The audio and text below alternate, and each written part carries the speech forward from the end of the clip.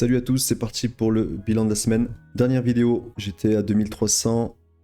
Le compte est aujourd'hui à 2426, on a rendu à 2420, ce qui nous fait 120 € la semaine, ce qui nous fait du 5,2%. C'est toujours bien. Alors cette semaine, j'ai peu tradé. Manque de temps, manque d'envie, il faut pas forcer quand c'est comme ça. Donc voilà, que quelques trades, dont un très beau vendredi, un horrible mercredi. On va aller voir ça. Et lundi, ça a commencé par beaucoup de frustration. On va aller voir ça aussi. Ce sont des trades qui n'ont pas été pris, mais qui étaient très beaux. Un cas d'école, un joli rebond. Et voilà, j'ai mis des ordres limites. J'étais un peu trop gourmand sur l'ordre limite. Le marché n'est pas venu me chercher. Donc on va aller voir ça rapidement. Ok, pour le contexte de la semaine, nous sommes ici sur un graphique en 4 heures. La semaine a commencé, première position ici.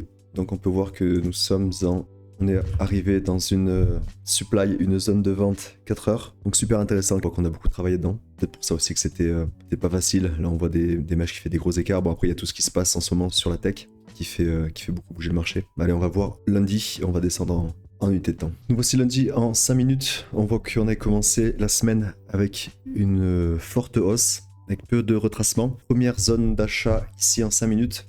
Suivi en dessous d'une zone d'achat 15 minutes. Il y avait ces deux zones qui étaient dans mon scénario, deux zones à trader à l'achat.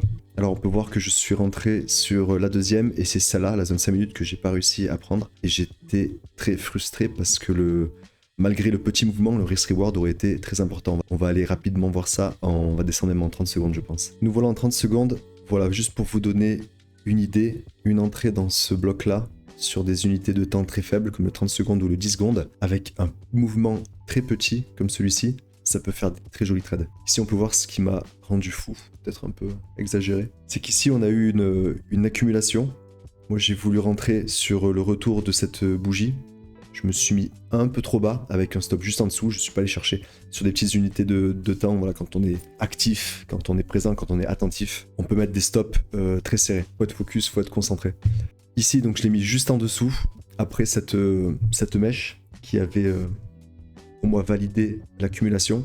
Et là, le marché, voilà, il s'est arrêté vraiment juste avant. Je sais plus exactement, il faudrait descendre en plus petite unité, mais après c'est compliqué avec... là, je suis déjà en 15 minutes, bref, c'est le bordel après. Donc voilà, là pour vous donner une idée de risk-reward qu'on peut se faire très facilement, parce qu'en général, là, je vise souvent des risk-reward de 5. Donc là, avec des stops à 10 €, ça fait des billets de 50. Des billets de 50 qui peuvent être faits en quelques minutes. Ici par exemple, je crois que j'étais vraiment juste en dessous. Après comme d'habitude là c'est des analyses a posteriori sur les trades que j'ai pas pris, donc à prendre avec parcimonie. Hein. C'est juste voilà, pour se rendre compte, ça fait du bien un peu pour la gestion de la frustration, de se rendre compte de ce qu'on loupe et de ce qu'il est possible de faire. Et de temps en temps ça passe. On va voir que vendredi j'ai pris un très beau trade en pleine descente, c'était... Ouais, ça fait des beaux risk-reward très rapidement. Voilà, ici, en supposant qu'on sorte bien, risk reward de 5, à ce niveau-là, on l'atteint à une vitesse incroyable. Voilà, risk reward de 5, il est là. On est passé au plus haut par risk reward de... on a presque atteint les 10. Bon voilà, celui-ci s'était loupé. Ensuite, le marché n'a pas continué à monter, mais ça c'est pas grave, ce que le marché fait après, c'est plus le process qui est important. Je me suis bien entendu mis dans la nouvelle zone créée dès qu'on a refait des plus hauts. Là, parce que là, dès que je vois une belle dynamique comme ça, je cherche de suite un nouveau point d'entrée. Là, on est, je pense, à la 32 minutes. Ici, on avait celle-ci. Donc, j'avais mis un ordre limite au début de la zone. Donc, encore une fois, après, il ne revient pas me chercher et on refait de nouveau plus haut. Là, le risk-reward aurait été bien moindre, étant donné que j'ai pas attendu une accumulation, j'ai pas attendu du week-off en petite unité. Donc là, je travaille purement avec la zone. Ici, avec un stop juste en dessous. Voilà, il est encore pas venu me chercher. Donc là, après, voilà, c'est des moments de gestion de frustration, comme il y en a tous les jours, comme il y a tout le temps, dès qu'on trade un peu intensivement. Et après d'ailleurs il est venu une connerie. En fait là la zone 5 minutes c'est très intéressant quand on a des zones qui se superposent. Ici une zone 5 minutes et ici une zone 15 minutes. Donc cette zone 15 minutes j'étais assez confiant pour qu'il y ait un rebond. J'avais mis une alerte juste sous la zone 5 minutes pour la cassure. Attendre la cassure et être prêt à rentrer dans celle-ci. J'ai vu la vitesse. J'ai vu qu'on a rebondi assez rapidement. Je suis entré en position à la volée pour une potentielle accélération haussière. Donc ce qu'on avait ici, ça m'a bien plu. J'ai de suite mis mon stop à 0 parce qu'on voit que le marché commence un peu à s'agiter. Ça ne servait à rien à ce nouveau plus haut. Et dès qu'on arrive sur le comblement de cette petite overextension, il est nécessaire, je pense, de se mettre à break-even. C'est ce que j'ai fait. Bon, le marché est rapidement venu me chercher. Voilà, position très moyenne. Je pense qu'il résultait aussi des échecs que j'ai subis juste avant.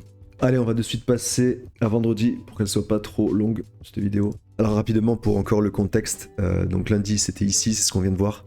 Donc le marché ensuite a travaillé cette supply 4 heures. Ici, ça j'aime beaucoup. Mais le trade était encore, je dirais pas mauvais, mais comme d'habitude, c'est pas l'objectif de ce compte de faire ce genre de trade. Ici, on voit sûrement en fonction des news qu'on va chercher la liquidité en haut. On ne casse pas la supply 4 heures. On redescend, on va chercher la liquidité en bas. On remonte ici, voilà, j'ai un peu tradé là. Et là, j'ai mis un ordre de vente limite dans cette petite zone avec un stop au-dessus. Donc là, le stop, pareil, c'est quand j'ai un peu des convictions que je veux pas louper la baisse, mais c'est des trades de 1 pour 1. Donc là, j'avais un stop à moins 2, moins 2,5%, je pense, avec pour objectif d'aller casser les plus bas. Dès que j'ai vu le soir qu'on montait, qu'on n'avançait plus et qu'on stagnait, j'ai revu mes objectifs et je crois, bon, on va aller voir, j'ai dû le stopper par ici. On va aller voir juste ça maintenant avec vendredi. Et pour le contexte de vendredi, voilà, c'était la grosse baisse qu'on a ici. Je suis arrivé sur un marché qui était déjà peut-être à moins 2%. Et on va voir, je n'ai pas fait grand chose. Oh, on va aller voir ça. Ok, là on est dans la grosse baisse de vendredi. Ici, c'est le trade qu'il y avait la veille, juste ici dans la zone qu'on a vue juste avant, avec le stop au-dessus de la zone 4 heures.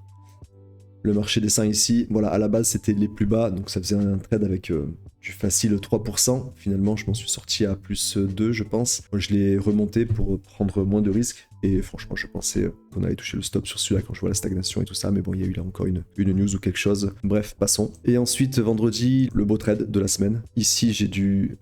Je sais pas ce que j'ai fait ici, on s'en fiche un peu. Ici vendredi, donc on arrive dans un marché qui descend donc de 2%. On voit que ça stagne, que ça remonte pas, il n'y a pas de rebond. En général, quand le marché commence à rebondir, j'aime bien jouer le comblement de l'overextension. Ici, ça ne s'est pas produit, on voit qu'on retape les plus bas, qu'on fait de nouveaux plus bas. On cherche de la liquidité de partout, mais on remonte pas. Et à ce moment-là, je reviens devant les marchés, parce que j'ai vraiment pas trop regardé, j'ai mis 2-3 alertes, mais j'étais pas trop présent. Et là, donc nous sommes en fin de journée, c'est 21h, enfin surtout pour les Américains, le marché ferme dans 1 heure. Je vois que le marché repart avec une belle, voilà, des plus bas de plus en plus bas, des plus hauts de plus en plus bas. On voit une belle tendance qui se forme et voilà, je me dis, c'est la fin de journée. Souvent, en général, la fin de journée, le débouclement des positions, le week-end qui approche. Pour moi, le scénario d'aller faire de nouveaux plus bas était à privilégier. J'ai donc choisi la première zone de vente que j'ai vue à ce moment-là. C'était celle-ci, je pense qu'elle se voit mieux en 2 minutes. On va aller voir en 2 minutes. En général, ça doit être ça. Voilà, ma première zone de vente en mode agressive, ici. Vous imaginez que le marché, à ce moment-là, il est comme ça, avec cette belle bougie rouge.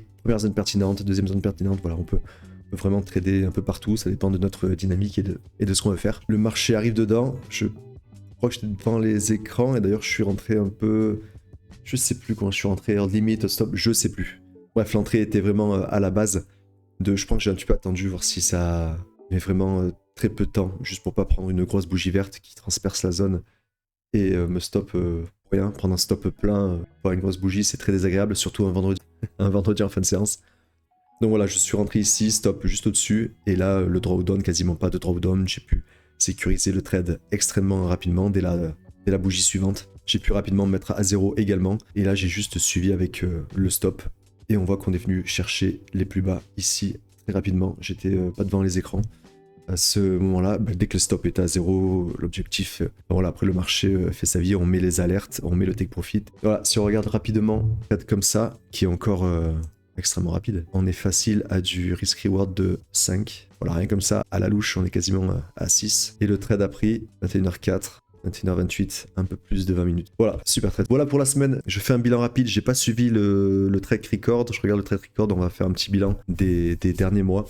Parce que objectif les 2500, puis les 3000. Les 3000, ça fera un 100% du capital. On n'y est pas encore, on va voir. Déjà les 2500, ça nous ferait environ 70%, je pense, du capital depuis le début. Donc c'est pas mal. Fais ça rapidement. Je vous souhaite une belle soirée, un bon week-end, une belle semaine.